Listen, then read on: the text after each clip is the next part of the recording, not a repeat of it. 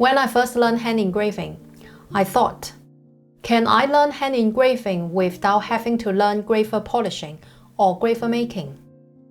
All I want is to learn hand engraving, not how to make a graver. Second, why start with an onglette graver? Third, why do you choose a number 4 graver to begin with? Fourth, what is the benefit of practicing using a carbide graver as a beginner? Finally, why do it by hand? Is there any other options?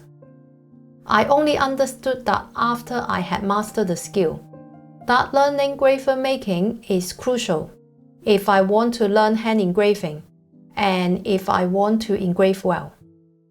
Here are my answers to the questions raised by the younger me. First, why do I need to learn polishing a graver when I only want to learn hand engraving? All the gravers sold in the shops are unpolished, and their shades are not ready to cut properly. For instance, this is how an onglette graver looks after it comes out of the package. This won't cut curved lines.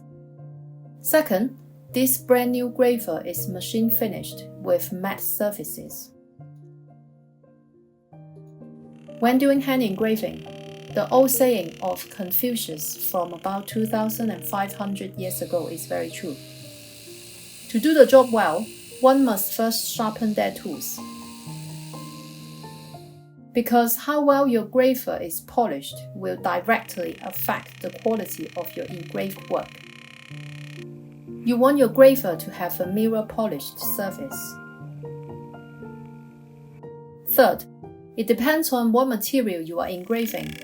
Your graver will get dull from time to time. For instance, if you're working on platinum, it will get dull quicker than if you are engraving silver. Especially if you are in the middle of a job, who is going to polish that for you? Fourth, lots of gravers are specially made by the engraving artist to do certain cuts, such as the cobra graver.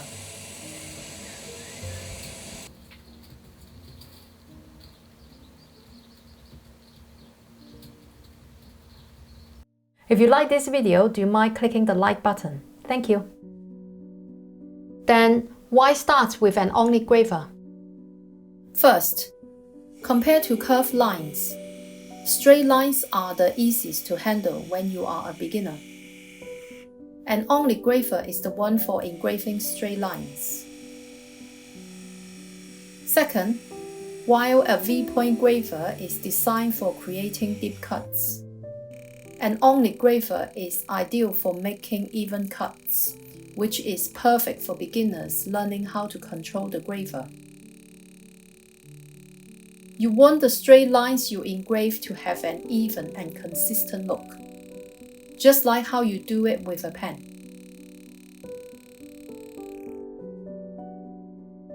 Why start with a number 4 graver? Because this one is not too small to see the structure or too chunky to handle.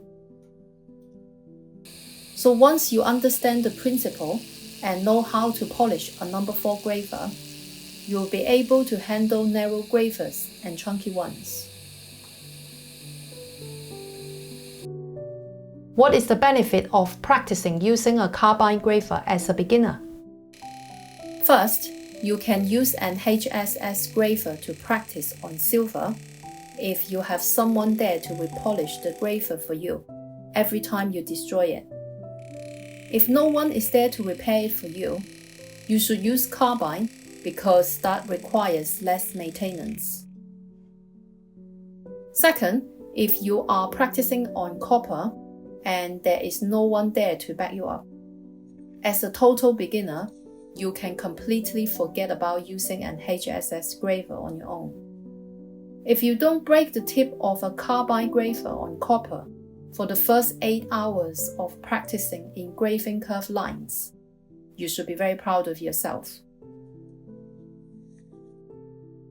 Why do it by hand then? Are there any other options? The quick answer is, doing it by hand is the best choice possible. Here are the 3 big whys. First, doing it by hand is much cheaper.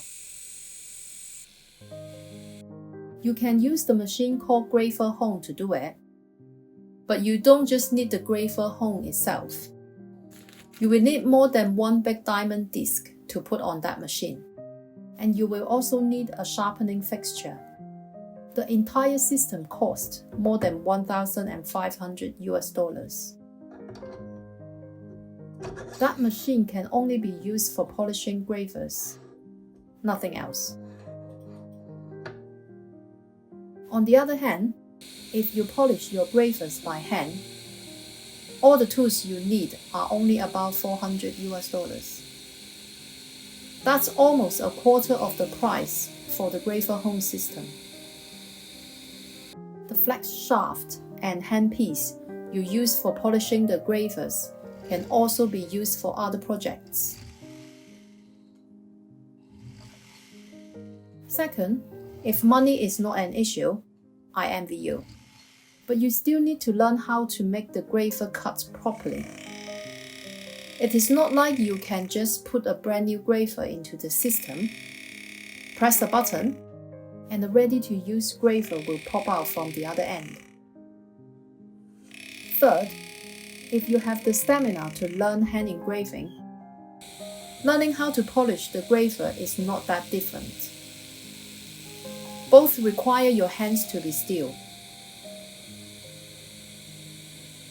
If your hand can engrave well, in order to use the 2 small diamond wheels to polish the gravers, you just need to understand how and have a bit of practice.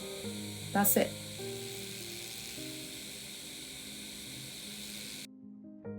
So basically, learning how to polish a graver is crucial when learning hand engraving, and it is ideal to start with a number 4 onglette graver. By failing to prepare, you are preparing to fail. Benjamin Franklin. If you are a complete beginner, polishing a graver freehand will be harder than engraving a straight line. I would recommend starting to practice making gravers 2 months after you have started practicing engraving straight lines and circles for 1 hour a day. That is to build up some muscle memory, so your hands and arms will start to get used to staying still for a long period of time. If you like this video, you might want to check out the one here. I will see you in the next video.